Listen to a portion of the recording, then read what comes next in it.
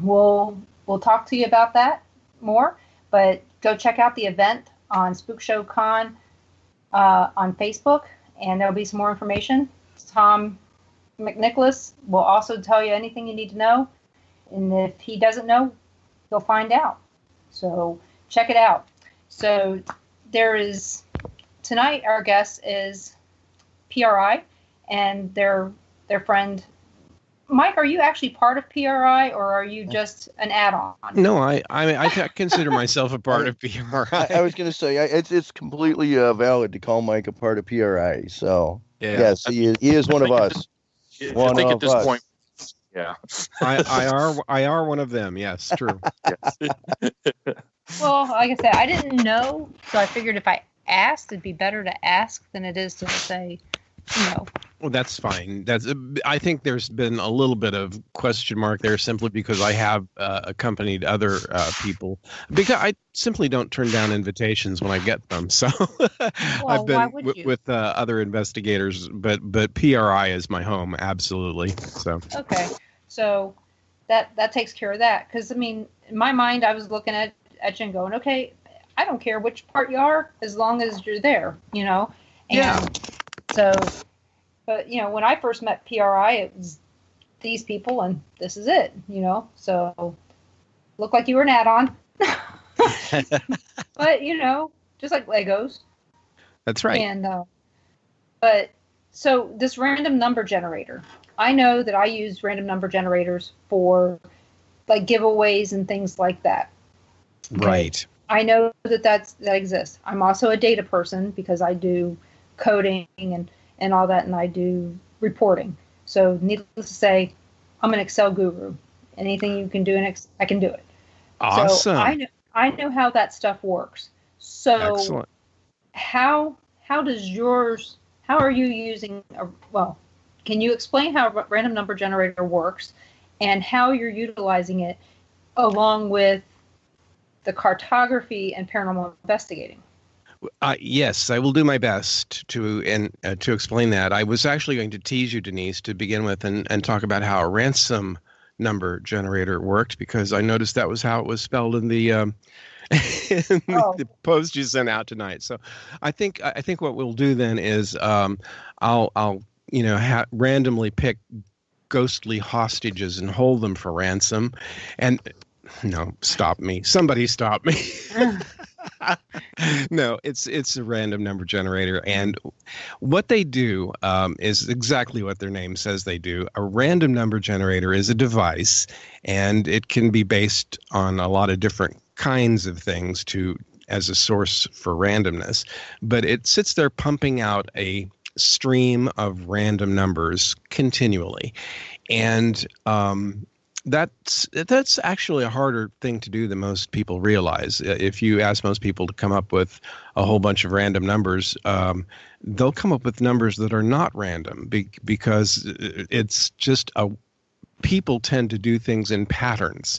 And so you need to rely on something like white noise, or in the case of the device I use, it relies on atmospheric noise, which is the background sound you get between stations on your radio dial. When you tune from one station to another, you get that, which is very much like white noise. Well, you can turn that noise into numerical values, basically, and that's what my device does.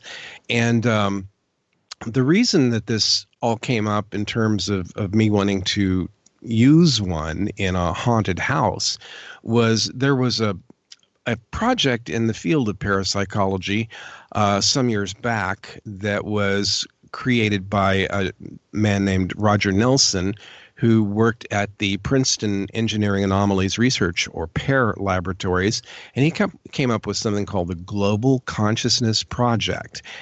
And his idea was to put random number generators all around the globe and see if those generators would respond to anything that happened on, I always say, on the world stage that commands everybody's attention at once. And for example, the O.J. Simpson trial, when the verdict was announced, they noticed that random number generators all over the world suddenly started creating anomalies. In other words, they were pumping out numbers that were no longer random. There were patterns in them. There was coherence, almost as if they were reflecting the fact that people all over the world were suddenly focused on one thing. And it happened again when Princess Diana's funeral occurred, when everybody was watching that. They found a spike in their data at that point. And, of course, their parade example of this was the 9/11 incident. And they got their most extreme value readings in their data at that point. And the most intriguing part of that was that the spike in data for that event started about 3 hours before the first plane hit the first tower. So let that sink in for a sec. It begs the question, how did that happen? How would a random number generator know ahead of time that something that big was going to suddenly arrest the attention of the world's population? And we really don't know how they do it or why there is this correspondence between the random number generators. But it's an empirical fact. You can look at it and see that it happens, and it happens in such a way that it can't be coincidence. It's beyond the normal limits of probability.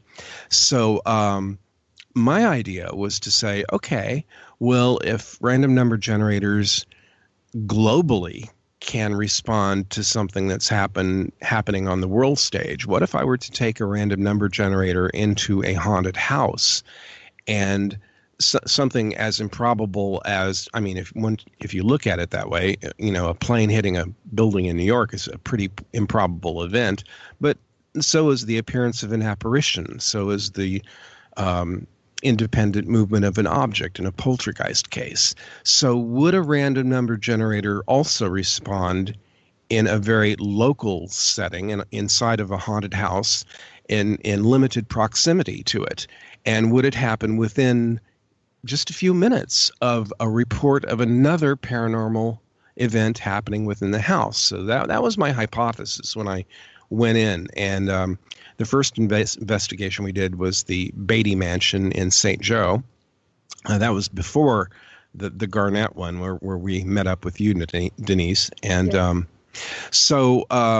we took it in on that one and got really good results. And of course, I couldn't do this if it weren't for PRI already having laid the foundation in terms of their logging every single event that happens during the whole night of the investigation and time stamping it in minute-by-minute increments, because all our spreadsheets are done in 1 minute increments.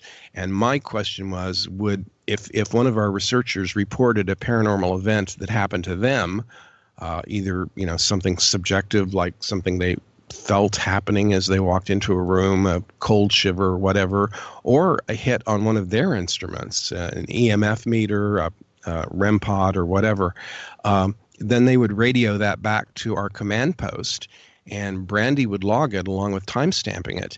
And that became the basis of what I used then to compare that with where I had my random number generator, RNG, hits. So maybe I should hand it over to Dan to talk, or Brandie to talk a little bit more about that part of the logging, which is essential to this. I think we may have lost Brandie again.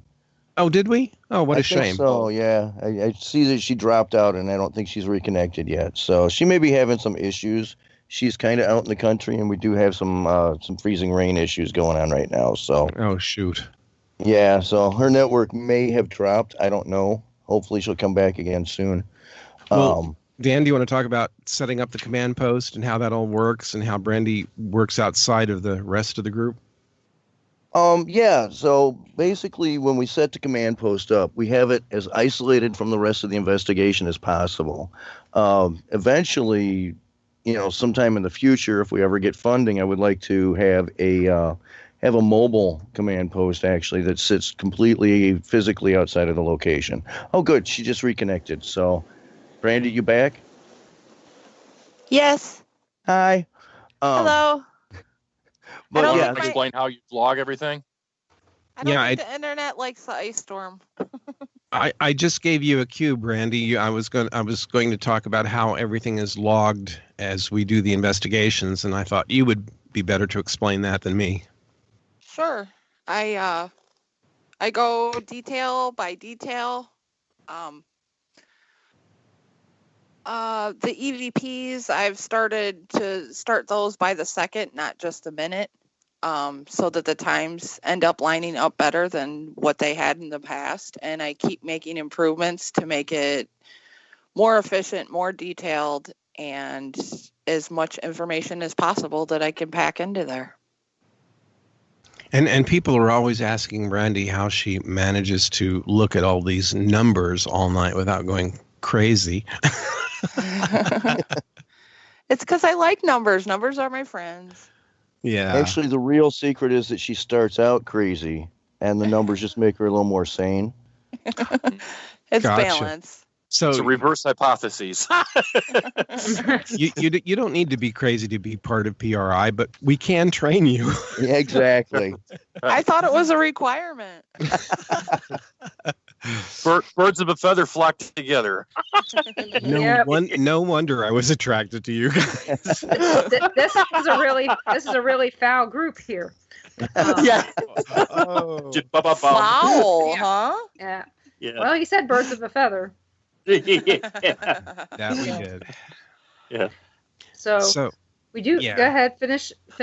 So, Brandie, when you're documenting, you're not documenting just EVPs. You're documenting this person got goosebumps at this time, and this person said they got touched at this time, and things like that. Anything that's out of the ordinary. Right. Anything and everything. And I will even go as far as if I myself hear a train go by or somebody's going outside and a door slams. And even if it's not paranormal or something out of the norm, if it's a loud noise that I think may appear somewhere, just for clarity, I'll note that as well. And so basically anything that happens. Which keeps her really busy all night long, especially when sometimes there are clusters of paranormal events that all start happening all at once. And it's really hard for her to keep up with that, but she does a remarkable job. It gets hectic, but... Yep. Yeah, because you can have multiple teams reporting separate events at one time, and Brandie is responsible for basically writing as fast as her fingers can go at that point. And we do mean writing. She does this longhand. Yeah. Yes, I know. I've witnessed. And the reason for that, Brandie? Well, I've had the computer go down too many times and just fail, and I lose everything, and then the information's gone. And I do write faster than I type. And it's the same to me. I don't like to read a book online, or I like to hold it. It's something about the pen and paper. It's just I agree. Where I'm going to stay. I agree with the book. I have to actually have a book. Right. Mm-hmm. I've tried doing it through a tablet. I just can't, even though it's cheaper. But if people send me PDF, I print it. I'm going to start when I'm logging. I'm going to start placing a recorder by me as well for a recording of that, in case some of the calls I miss a little here and there when things get really hectic, just for a backup.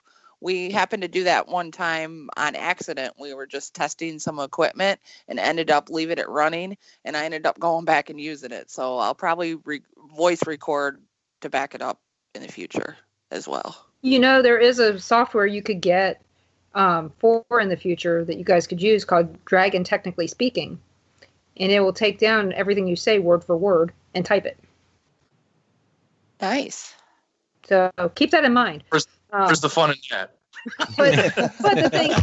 But the thing is she could still be writing it down, and it could still be taking what she's saying at the same time. So she has a paper backup, but she also has a computer backup at the same time. Yeah, that's probably not a bad one to use. I've actually worked with Dragon in the past. When I was working in the medical field doing IT, we worked with Dragon. It's a good software, and it's better than it used to be. It's a Oh, lot. I'm sure. Yeah, I haven't looked at it in years, and it was pretty good years